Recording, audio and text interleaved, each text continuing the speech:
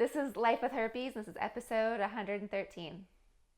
Hello. I'm Alexandra Harbushka. I'm excited to be here with you today. As always, I'm the founder of Life with Herpes. It's a blog, it's a YouTube channel, obviously. It's a podcast because you're listening, but most importantly, it is a community for people just like you, just like me, who have herpes.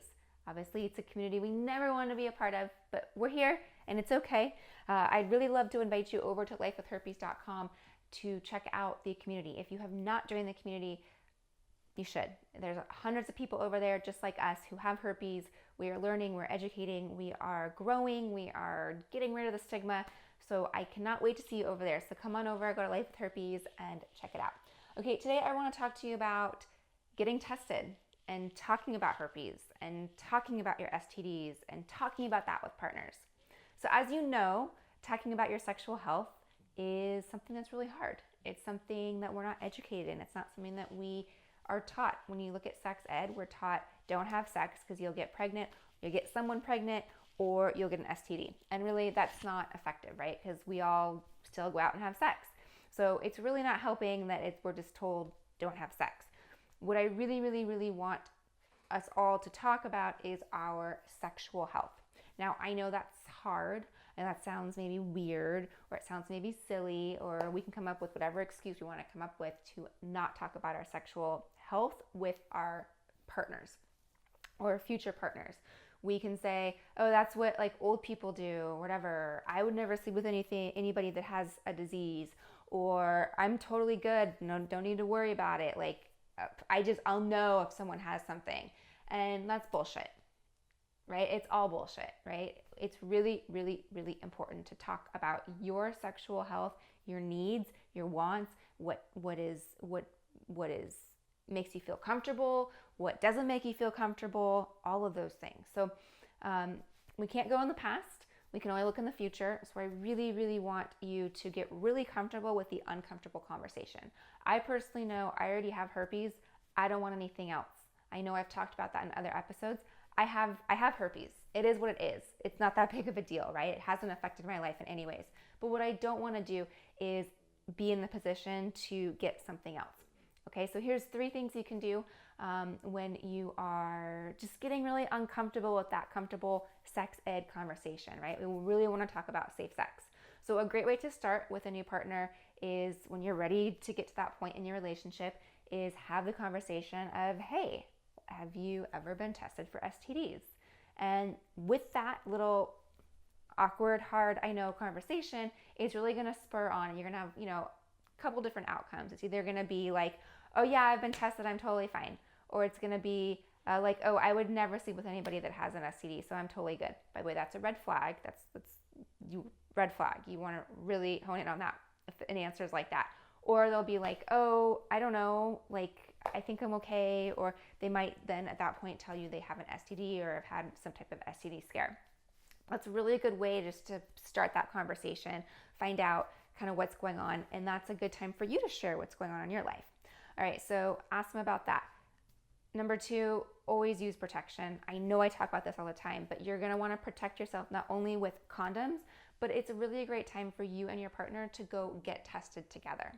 So I know you could say, yeah, I was just tested or whatever, but I don't want to accuse anyone, but people do lie. And people will say, oh yeah, I'm fine. And as we all know that the STD panel doesn't always include herpes.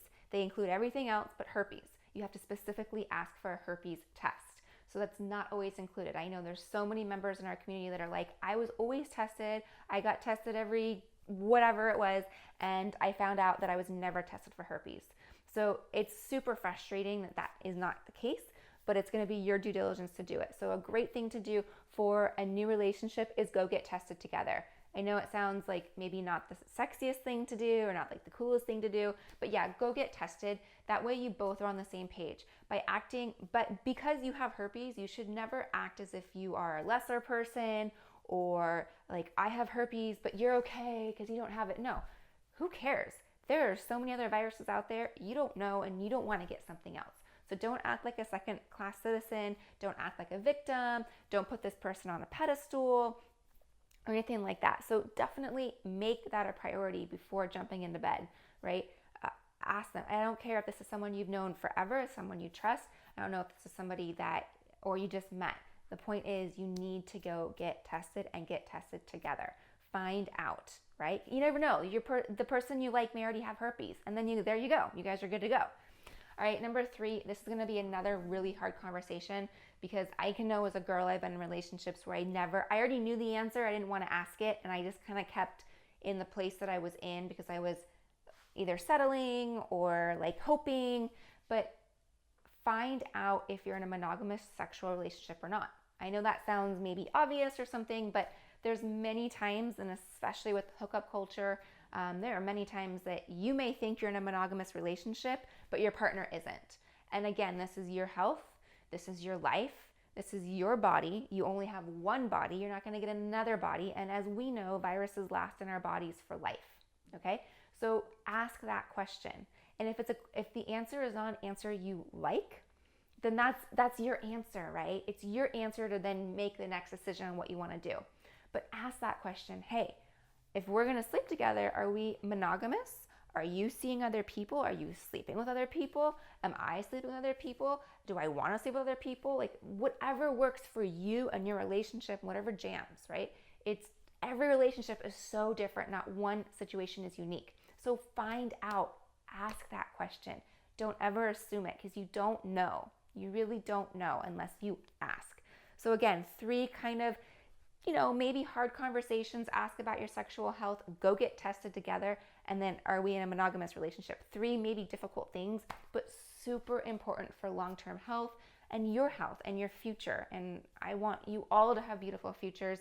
I want us to be healthy. Just because we have herpes does not mean that we're less of a person or not deserving of great sex or not deserving of a great partner, or we can just get like leftovers or dog scraps or whatever. Like absolutely not. Herpes has nothing to do with it unless you let that happen. Okay, so I do have links below for you if you do need a Planned Parenthood to get tested. Every state's a little bit different, but in every country, different regulations and all that. But that's kind of the general one that I can leave for you. But just put in your zip code. I'll tell you the closest center. Do that for STD testing. If you have any questions, reach out. Also, I have the link for you to join the Life with Herpes community. Like I said, it's awesome. It's amazing. Hundreds of people over there. Come join. Let us know what you're thinking. Go to lifewithherpes.com. All right. I'll see you all soon in the next episode. Bye.